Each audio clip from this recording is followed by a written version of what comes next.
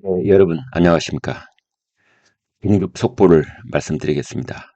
이재명 대표에 대한 구속영장이 기각이 됐습니다. 현직 정당 대표에 대한 증거인멸의 염려를 단정하지 못하겠다라는 게 영장 기각의 이유입니다. 이재명 구속영장 기각, 현직 대표 증거인멸 염려 단정 못해. 증거인멸의 염려를 단정 못해. 그러니까 증거가 인멸될 거라고 보기 힘들다. 뭐 이런 뜻입니다. 증거를 인멸할 수 있겠느냐? 이렇게 판사는 판단을 한 겁니다. 중간 제목을 보면 이중교사 혐의 뺀 백현동 대북 송금 의혹 모두 소명 부족 판단. 이렇게 돼 있잖아요. 그러니까 이번에 이제 구속영장이 청구됐을 때 그 혐의가 세 가지였습니다. 하나는 검사 사칭과 관련한 위증교사, 거짓말하라고 시켰다 이런 뜻이죠. 그 다음에 백현동 아파트 개발 특혜 의혹, 그 다음에 쌍방울 대북 송금 의혹 이렇게 돼 있는데 이 중에서 위증교사를 한 것은 그거는 그런 범죄를 저지른 것이 맞아 보여. 그래. 범죄의 상당성이 인정돼. 이제 이런 뜻이고요. 백현동과 대북 송금은 둠의 여지가 있는데 피의자의 말도 일리가 있어. 뭐 이렇게 판사가 판단을 한 겁니다. 그 다음에 이제 증거인멸에 대해서는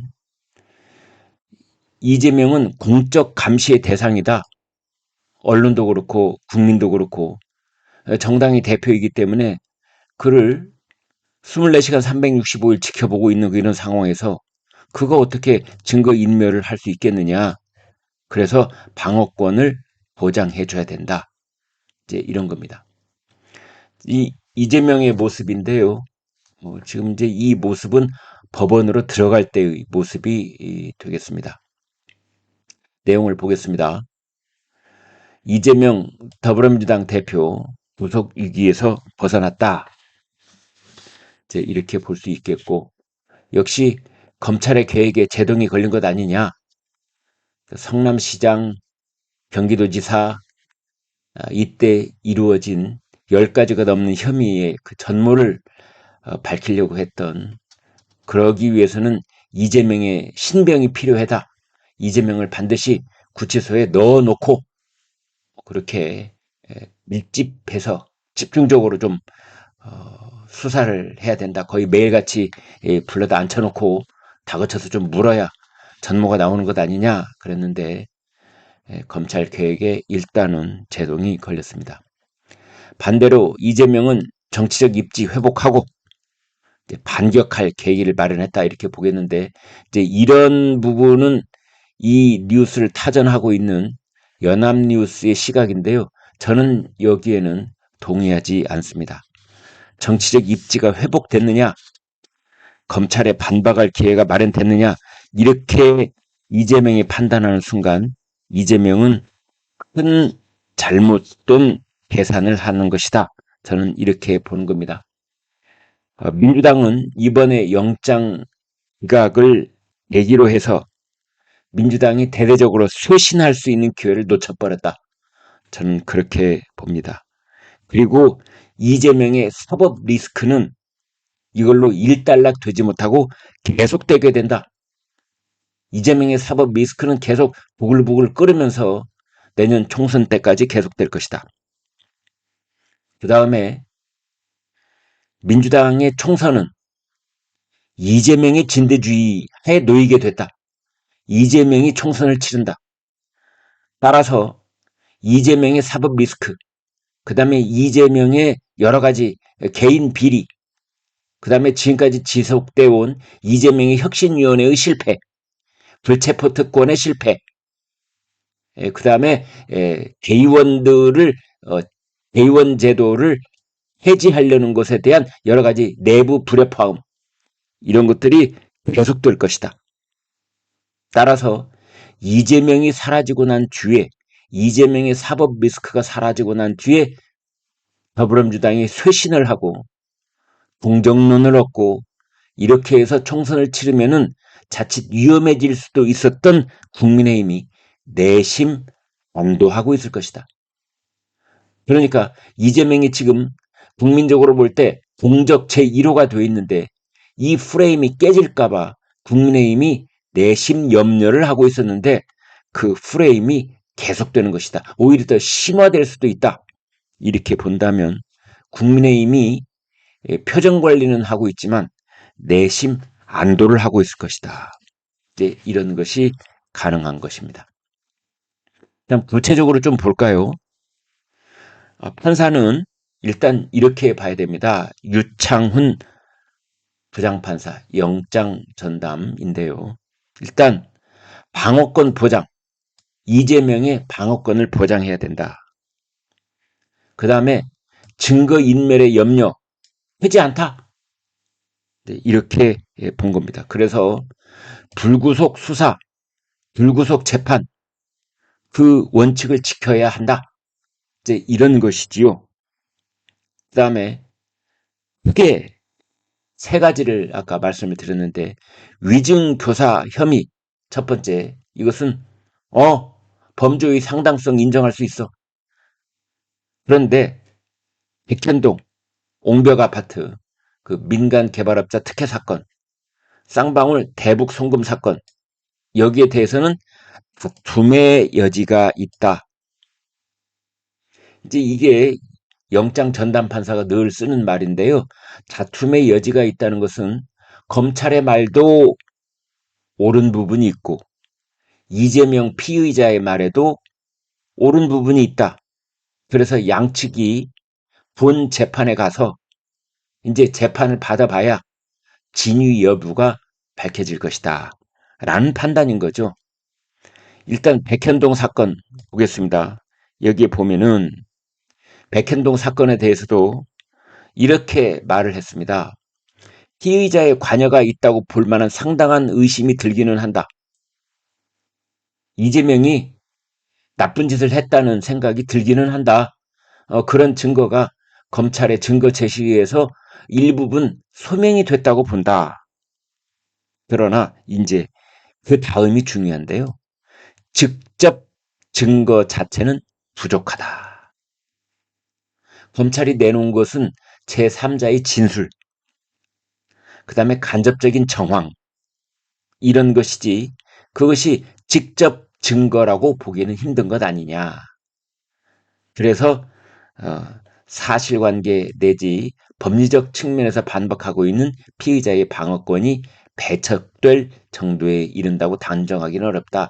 말을 2중, 3중으로 베비 꼬아놓으니까 잘 알아듣기가 힘들잖아요, 판사. 그러나 이거는 직접 증거가 부족하다. 그래서 이재명이 방어권 보장받아야 된다. 직접 증거가 부족하니까. 이재명이 지금 사실관계, 법리적 측면 이걸 가지고 반박하고 있지 않느냐. 이런 겁니다. 다음 대북 송금으로 넘어가 볼까요? 여기에 대해서는 다툼의 여지가 있다. 이겁니다. 그러니까 이재명이 이화영이 북한 사람들 만나고 쌍방울의 김성태 만나고 이것을 인식하고 있었느냐, 알고 있었느냐, 공모했느냐, 공범이라고 볼 수가 있겠느냐, 관여를 했느냐, 이 세 가지 알고 있었느냐, 같이 짰느냐, 관여했느냐 이것을 봤을 때 다툼의 여지가 있다. 이제 이렇게 본 겁니다. 증거인멸을 볼까요? 위증교사 백현동 지금까지 확보된 것으로 볼 때 증거인멸의 염려가 있다고 보기 어렵다. 증거인멸 하겠냐? 증거인멸 힘들 것이다. 이제 이런 겁니다. 대북송금 볼까요? 여기에 대해서는 이렇게 봤습니다. 이재명의 부적절한 개입을 의심할 만한 정황이 있기는 하다. 그러나 그 다음이 중요하죠. 피의자가 직접적 개입했다. 이런 증거가 없다. 직접적 개입. 그 다음에 이화영의 진술의 임의성이 보기는 어렵다.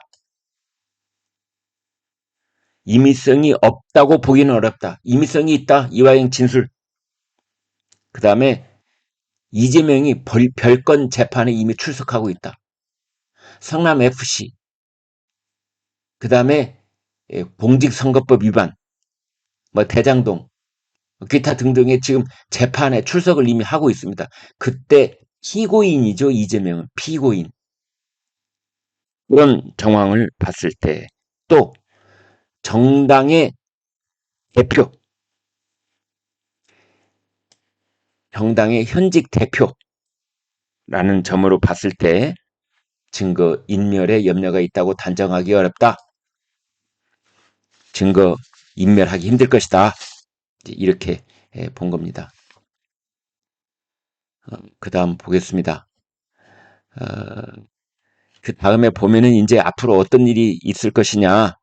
지금까지 2차례 구속영장 청구 끝에 체포동의안 통과돼서 방탄 국회 뚫는 데까지는 성공을 했지만, 그래서 영장실질심사 기회 얻어냈지만 구속까지 이르는 데는 실패했다.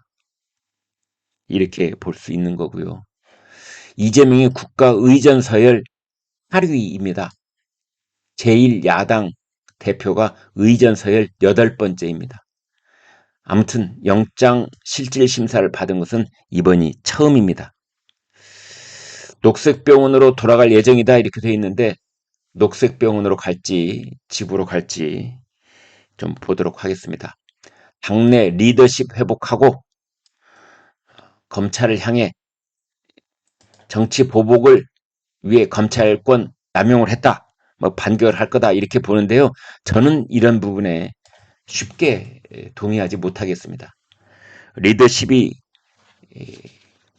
회복이 될지 더 흔들릴지 더 아수라장으로 휘말려 들어갈지는 두고 봐야 될 것 같고, 그 다음에 정치 보복을 위해서 검찰권을 남용했다며 반격을 나설 것이다.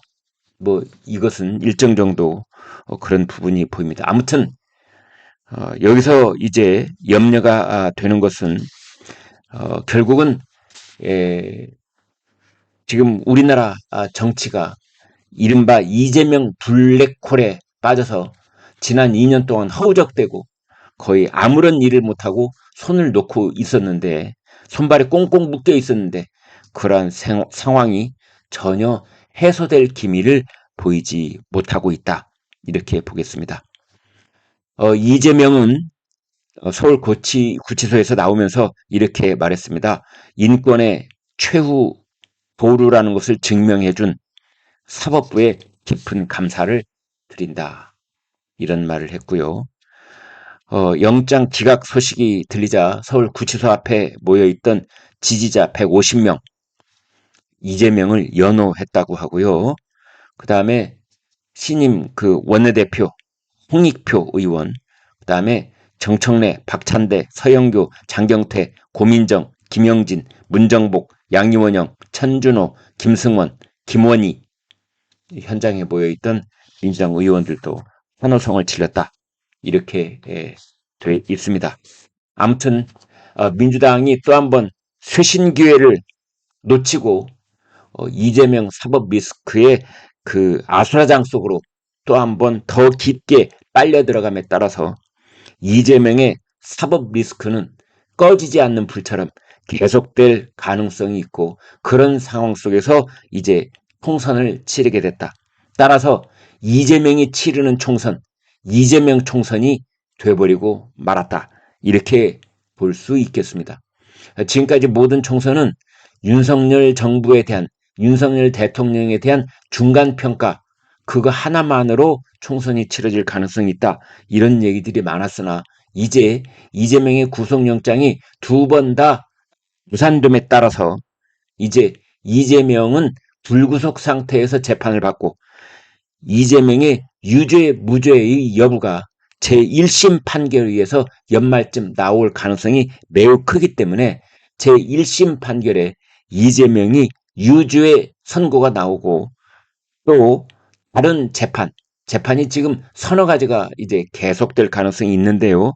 유죄 판결이 잇따라 나올 경우에 이재명의 총선, 그것은 국민의힘이 표정관리 속에 내심 웃음을 짓게 만드는 그런 내심 안도하게 만드는 그런 상황으로 급진전할 수도 있다. 이렇게 말씀드릴 수 있겠습니다. 네, 여러분 여기까지 하겠습니다. 고맙습니다.